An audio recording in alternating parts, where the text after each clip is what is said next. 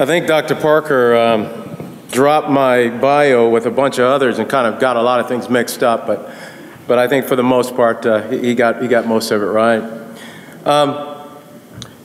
Mr. President, distinguished guests, faculty, staff, students, thank you for allowing me to be here today and to share some of my thoughts with Memorial Day.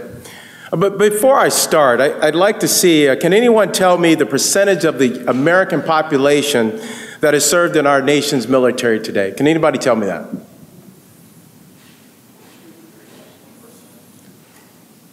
That's right, less than 1%. So what does that mean to us? And so that's why it's more important than ever that we have Memorial Day. With that less than 1% of the American people who have actually served, there seems to be this great military-civilian divide that we must bridge. And I think Memorial Day does a great job at helping all Americans remember those sacrifices. During the World War II, there was a gentleman by the name of Elmer Davis who was the information or the War Department information officer. And he said, he quoted, "We are a land of the free because of the brave. For less than 1% of our nation's population who choose to serve, they do so because they want or they wanted to answer the nation's call to protect the rest of us. We don't choose to go to war because we love fighting. Those who have fought and died before us didn't ask to leave their home to fight at distant battlefields or even volunteer. They were simply extraordinary people who responded in extraordinary ways in extreme times and paid the ultimate price." Now, the only difference between what he said then and today is today we have an all-volunteer force. Then you were either drafted or you had the judge to say it's either the military or jail. But today, many of our folks, they volunteer. And so that adds an extra special sense to it. Now, this country has set aside Memorial Day to recognize members of the armed forces who have fought and died from the American Revolution to the present. These courageous patriots exemplify the noble value of placing country before self.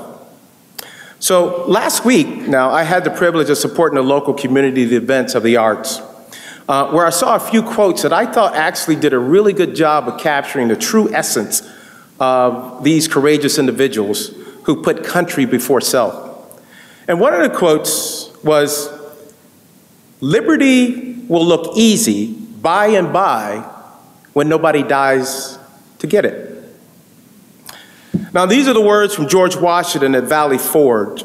They remind us that we must never forget those who paid the ultimate price for our unalienable rights of liberty and happiness and freedom.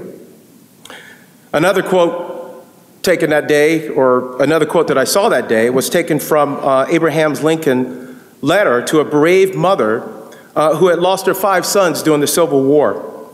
And that letter really speaks to the conscience of a nation. It goes, "I feel how weak and fruitless must be any word of mine which should attempt to beguile you from the grief of a loss so overwhelming.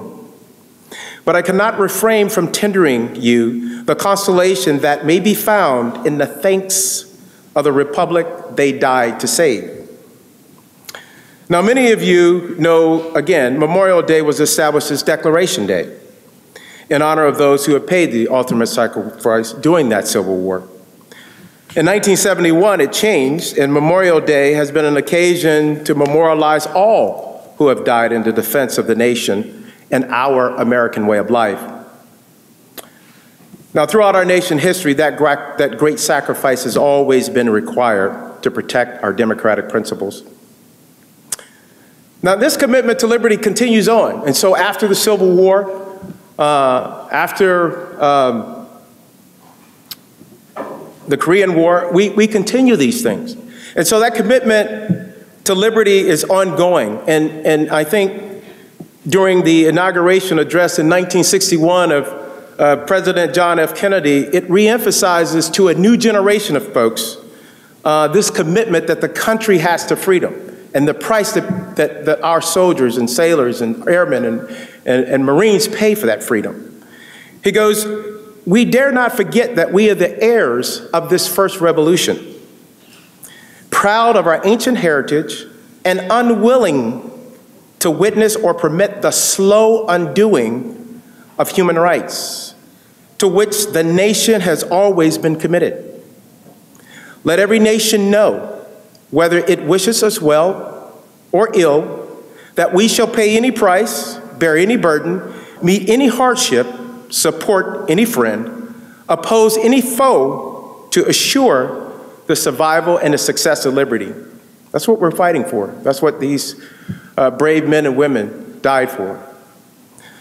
Now, for more than 228 years, our service members and their families have willingly and selflessly sacrificed so that our fellow citizens can pursue the timeless ideas that we hold sacred, and that of freedom.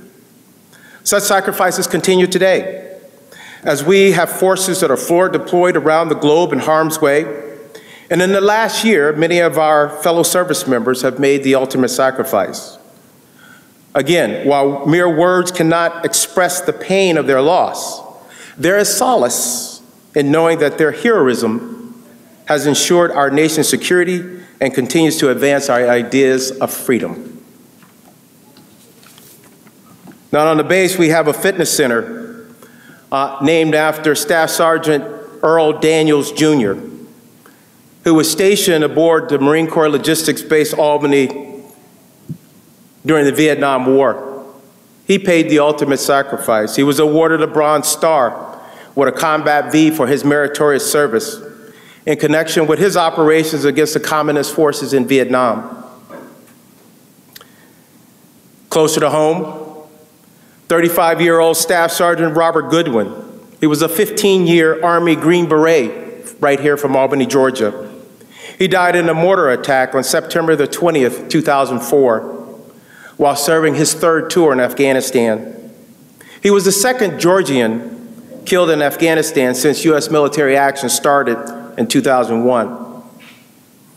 Other personnel stationed here in Georgia have paid the ultimate sacrifice. But it's the men and women like many of you who are sitting in the audience today who continue to choose to serve and are willing to risk all for their countrymen to uphold our ancient legacy for the next generation. We must never forget their selflessness. Continue to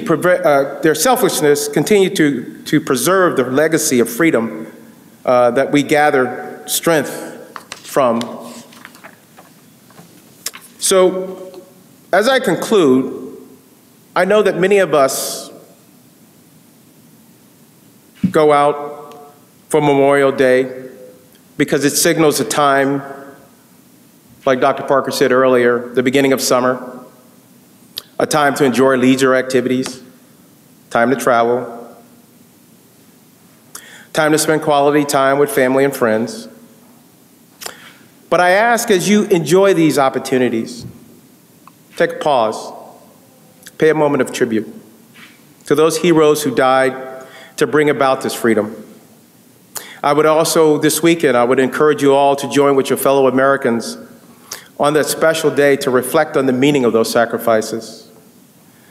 For those who fought, served, and fell in defense of our nation, in defense of freedom, and our American way of life.